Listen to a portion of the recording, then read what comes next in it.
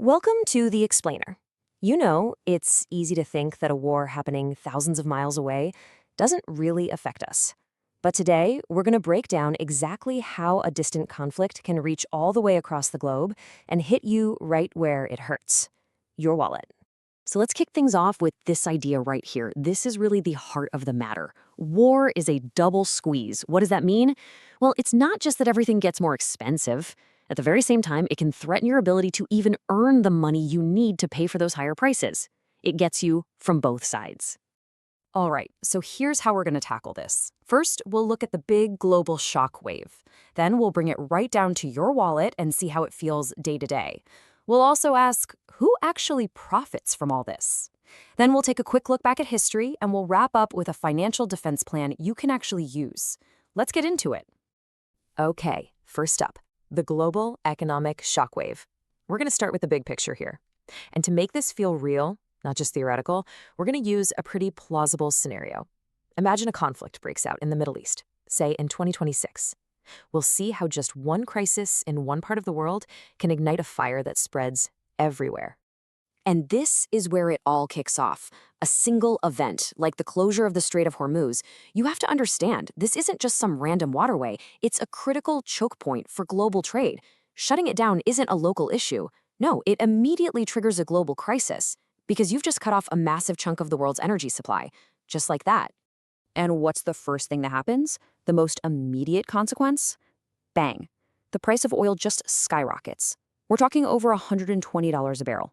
And you got to remember, that's not just a number flashing on a screen in some Wall Street office. That number is the fuel for a massive global economic storm that's about to hit all of us. So this huge spike in energy costs, it starts pushing economies into a really dangerous situation, something called stagflation. And honestly, it's the worst of both worlds.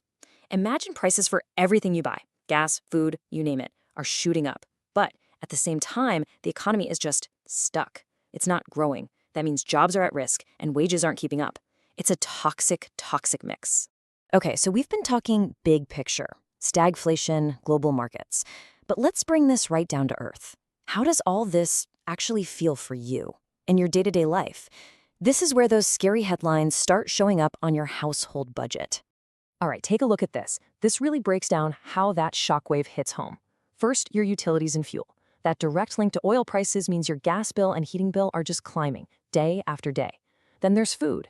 Higher oil costs mean higher fertilizer and shipping costs. Suddenly, basic staples could cost 40, maybe even 120% more. Ouch.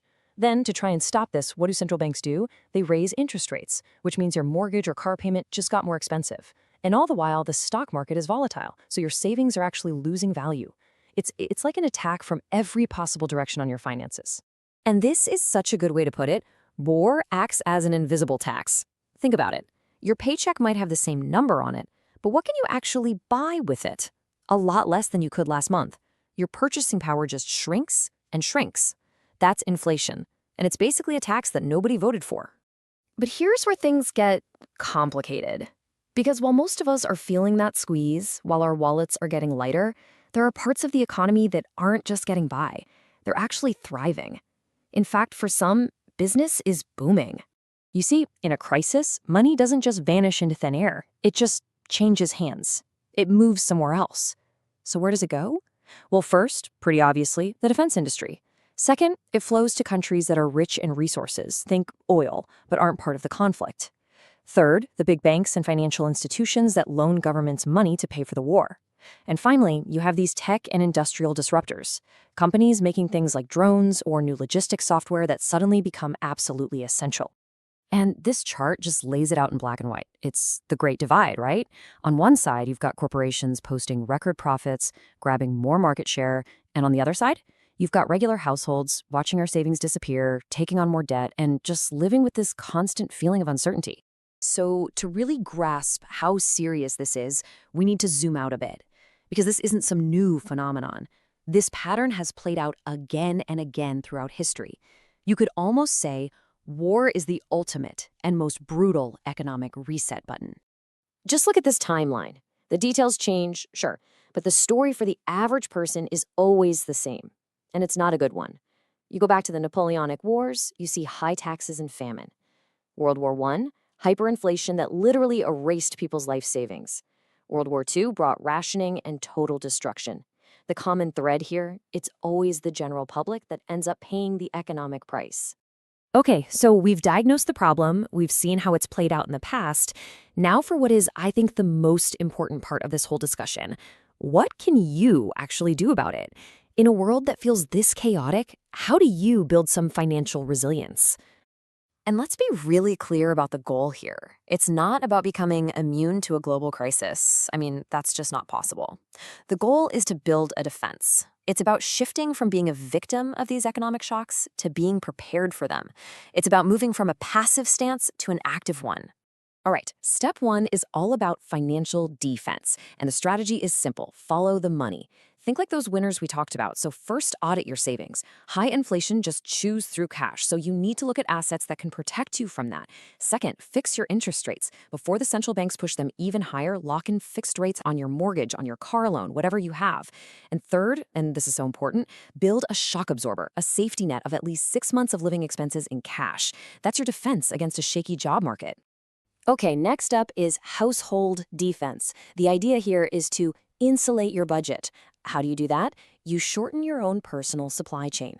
Step one, do what you can to reduce your energy use. The less you depend on oil and gas, the less those price shocks will hurt you.